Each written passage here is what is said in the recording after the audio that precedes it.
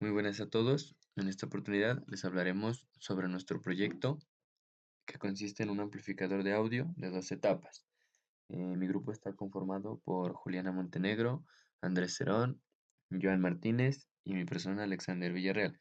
Nosotros somos de la Universidad Tecnológica de Pereira, del programa de Ingeniería Electrónica de la asignatura Electrónica Análoga 2, a cargo del docente José Andrés Chávez Osorio. Los materiales que empleamos para nuestro proyecto fueron una protoboard, un amplificador operacional TL082, resistencias, dos transistores, un TIP 41 y un TIP 42, dos diodos, uno N4004, un potenciómetro de 10 kilo ohmios, un speaker con una resistencia de 8 ohmios y una potencia de 3 watts, cable UTP y un cable auxiliar.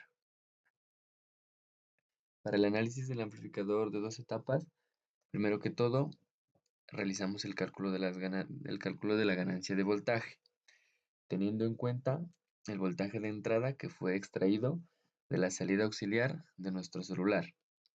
También tuvimos en cuenta para la salida de nuestro amplificador la potencia del speaker, que en este caso sería la carga. En las especificaciones del speaker tenía una potencia de 3 watts, pero nosotros emplearemos el 70%, que es 2100 miliwatts. No se emplea el 100% porque eh, la amplitud en la señal puede ser más alta y podría causar daños en el dispositivo. Bueno, para calcular el voltaje de salida empleamos la siguiente ecuación, que nos dice que el voltaje de salida es igual a la raíz cuadrada de 2 veces la resistencia de carga por la potencia RMS. Reemplazamos estos valores y haciendo la operación obtenemos que el voltaje de salida máximo o voltaje de salida pico es de 5.8 voltios. Entonces, para obtener la ganancia, empleamos la fórmula que dice que la ganancia es igual al voltaje de salida sobre el voltaje de entrada. Reemplazamos los valores y con eso obtenemos nuestra ganancia. Una vez obtenido tanto el voltaje de salida, el voltaje de entrada y el valor de la ganancia, procedemos al análisis de nuestro amplificador de audio. Empezaremos por la primera etapa. Nosotros usamos un amplificador inversor para que nuestra primera etapa amplifique voltaje. Entonces, necesitamos el valor de tanto nuestra resistencia variable como nuestra resistencia fija. Para empezar con el diseño, nosotros le damos un valor a nuestra resistencia variable, que es el potenciómetro que vamos a emplear en el montaje, con un valor de 10 kiloohmios. Ya con estos valores procederemos a encontrar nuestra resistencia fija, la cual es extraída de esta ecuación. Entonces, con esta ecuación reemplazamos el valor RI, que es la resistencia fija, y obtenemos esta ecuación siguiente. Ya con esta ecuación, simplemente el procedimiento a seguir es reemplazar los valores con los datos que ya hemos obtenido y obtendremos el valor para nuestra resistencia fija. Como para el montaje necesitamos valores comerciales, nosotros emplearemos una resistencia fija de 260 ohmios. Para nuestra segunda etapa, que será la que amplifique corriente, nosotros empleamos un amplificador clase AB compensado por diodos. Antes de analizar esta etapa, debemos tener presente estos datos que son extraídos del datasheet, por ejemplo, el voltaje colector emisor en saturación, la corriente de diodo mínima, el voltaje del diodo máxima y el voltaje de activación del diodo se obtienen de los datasheets de estos elementos. Y la resistencia de carga se obtiene del speaker y el beta es el que se mide en los transistores, procurando que el valor de este beta sea lo más parecido posible para el tip 41 como para el tip 42. Entonces, una vez obtenidos todos estos datos, procedemos a reemplazarlos en las fórmulas que esta configuración trae. Entonces, la corriente de carga es igual a 2 veces la corriente de diodo mínima. Despejamos estos valores y la calculamos. De la misma manera, el voltaje, el VCC, se lo calcula reemplazando los valores que están en esta fórmula. A nosotros nos dio 7.3 voltios. Para obtener la corriente del emisor máxima o corriente del emisor pico, que vendría siendo igual a la corriente de salida máxima, simplemente despejamos esta fórmula con los valores que ya tenemos. El voltaje de salida máxima, que ya lo calculamos anteriormente, y la resistencia de carga, que es la del speaker. Y de esa manera obtenemos nuestra corriente de salida máxima, que sería 725 miliamperios. Calculada ya esta corriente de salida, tendríamos ya todos los datos para encontrar los valores de la resistencia 1 y de la resistencia 2.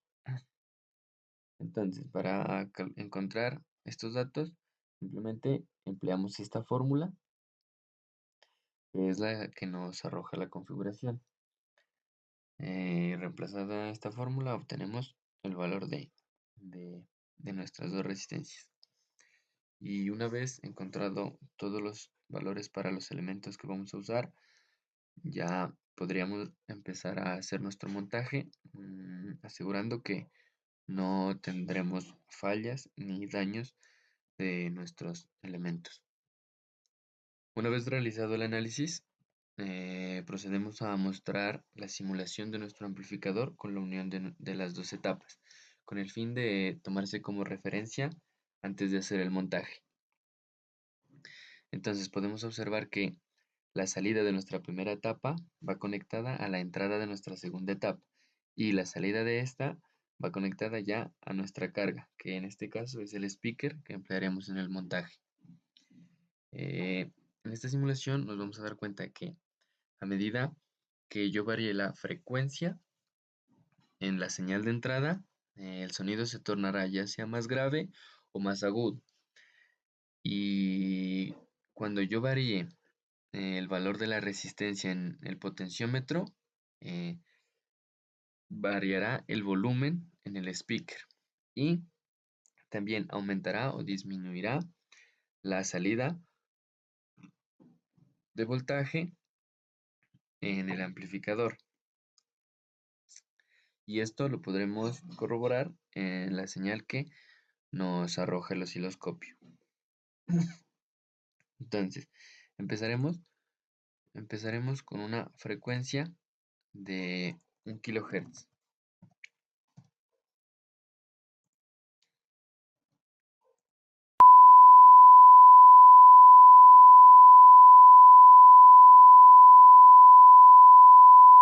Aquí en el osciloscopio miramos como entonces la señal amarilla de nuestra señal de entrada con una amplitud de 150 milivoltios y nuestra señal de salida amplificará el voltaje a 365 milivoltios. A medida que yo varíe el potenciómetro, reduciéndole el valor de su resistencia, podemos ver cómo la señal de salida aumenta si yo disminuyo el valor de la resistencia y se reduce si yo aumento el valor de la resistencia. Aquí podemos ver que tiene un voltaje amplificado de 870 milivoltios.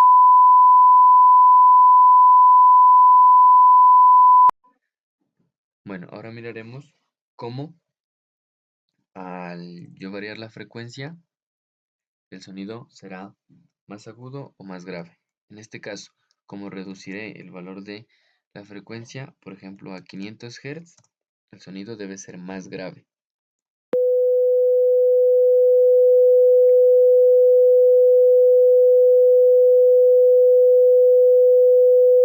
Bueno, ahora si yo pongo un valor de frecuencia más grande, el sonido deberá ser más agudo. Pondremos un ejemplo de 3 kHz.